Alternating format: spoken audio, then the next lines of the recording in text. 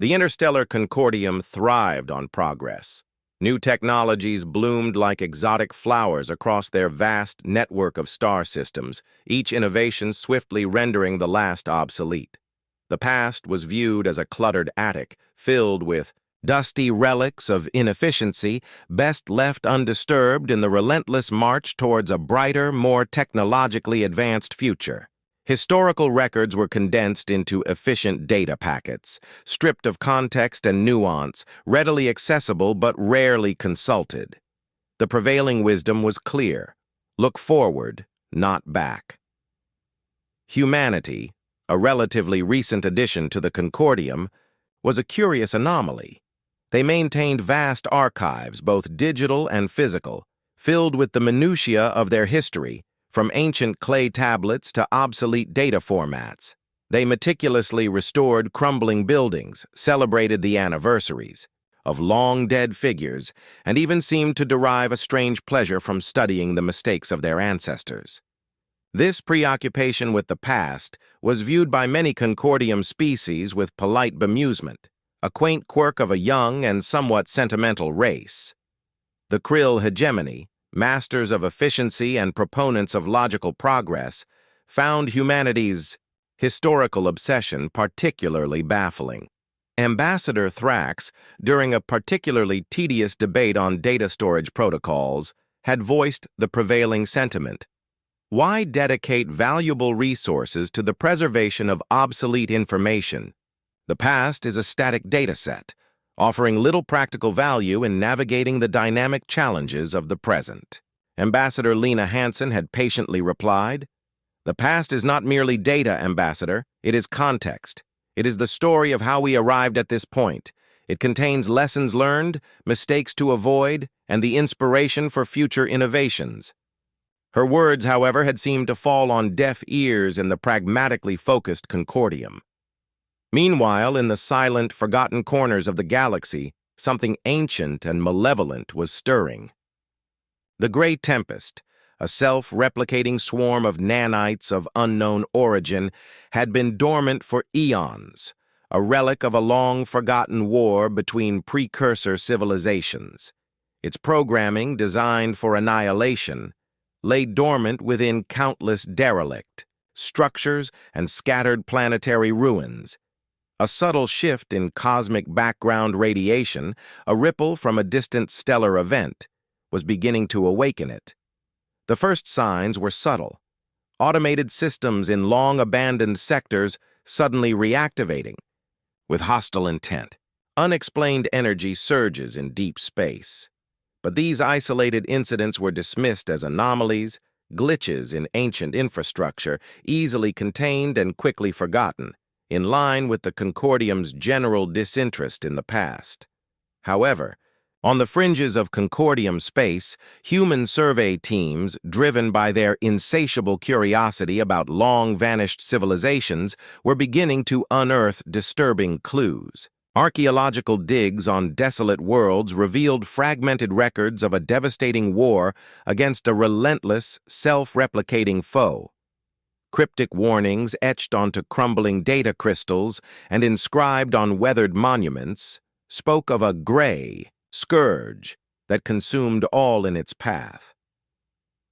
Dr. Jian Li, a historian and xenoarchaeologist with a particular fascination for precursor technology, was among the first to recognize the chilling pattern emerging from these disparate findings.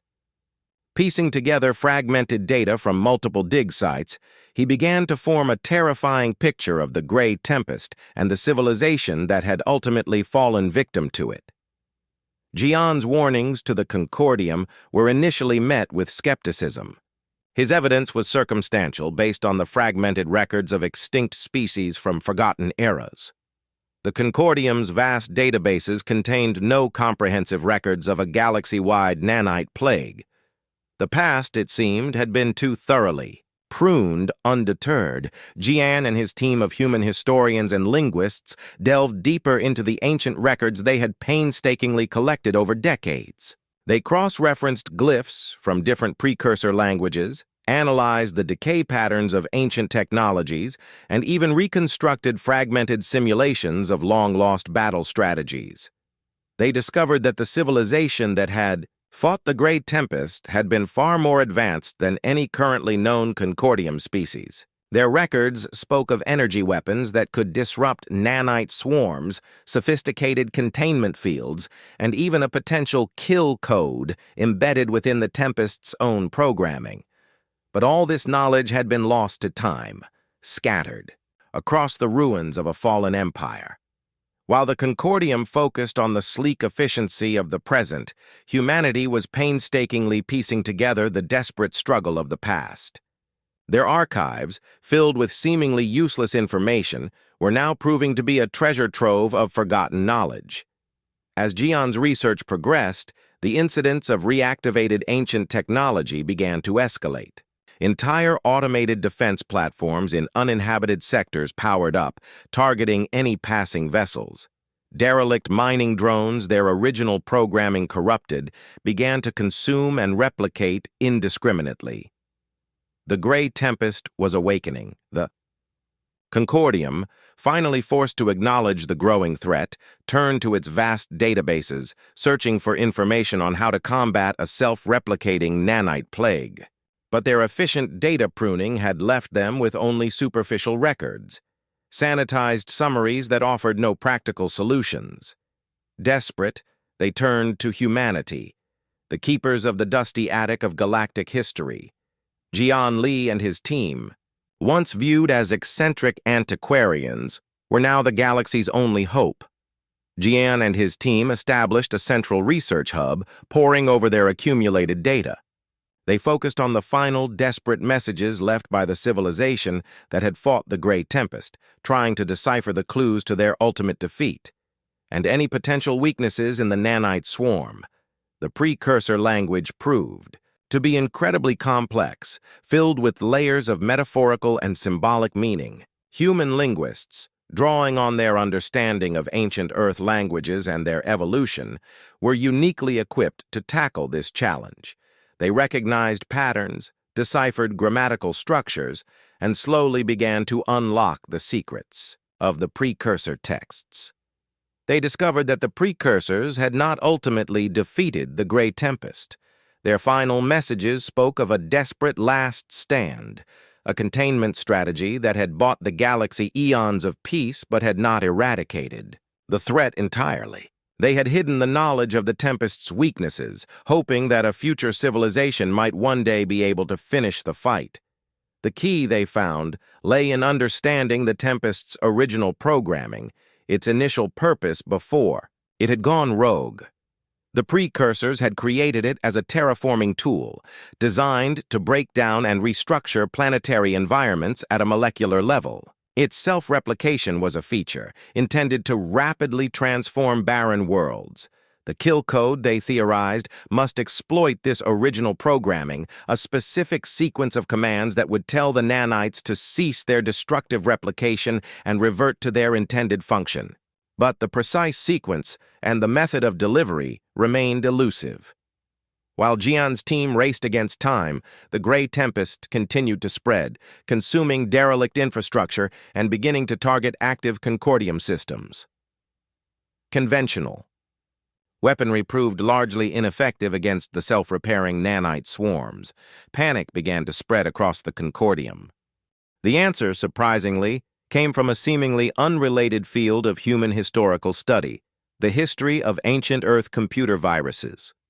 One of Jian's team members, a historian specializing in early digital security, recognized parallels between the fragmented descriptions of the Grey Tempest's behavior and the characteristics of self-replicating malware from humanity's distant past. He recalled how early computer viruses had often exploited specific vulnerabilities in operating systems, using seemingly innocuous commands to trigger catastrophic failures. This sparked a new line of inquiry. Could the Precursor kill code similarly exploit a fundamental vulnerability in the Grey Tempest programming, disguised within a sequence of seemingly benign commands related to its original terraforming function? The team returned to the Precursor, texts, focusing on descriptions of their terraforming processes. They analyzed schematics of ancient precursor machinery, looking for common protocols and command sequences. They even delved into precursor art and mythology, searching for symbolic representations that might hold a hidden meaning. The breakthrough came late one night, as Jian was studying a series of intricate geometric patterns found on a precursor data crystal. He recognized a recurring sequence, a specific arrangement of lines and angles that mirrored a command structure found in early human programming languages. He theorized that this pattern might represent a fundamental operational directive within the Tempest's core programming. Working with Concordium scientists, they developed a targeted energy pulse designed to transmit this sequence. It was a long shot, a desperate attempt based on a hunch derived from the echoes of ancient human innovation. The first test was conducted on a captured gray Tempest drone. As the energy pulse carrying the suspected kill code struck the nanite swarm, the drone's aggressive movements faltered. Its self-replication ceased. It began to break down, not into inert dust, but into its constituent components, as if reverting to its original programming. The kill code worked. Humanity, the species that had been ridiculed for its obsession with the past, had saved the galaxy by unlocking a secret buried for millions of years. Their dusty archives and their dedication to preserving the stories of the fallen had provided the key to defeating a seemingly unstoppable threat. The Concordium erupted in a mixture of relief and humbled gratitude. Ambassador Thrax, in a rare display of genuine respect, addressed Ambassador Hansen. Your species' dedication to history has proven to be of incalculable value. We have much to learn from your methods. In the aftermath of the Great Tempest crisis, the Concordium underwent a profound shift in its understanding of the past.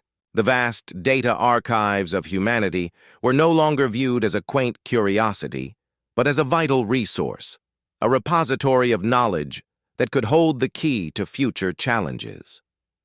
Human historians and archaeologists were no longer relegated to the fringes of galactic society.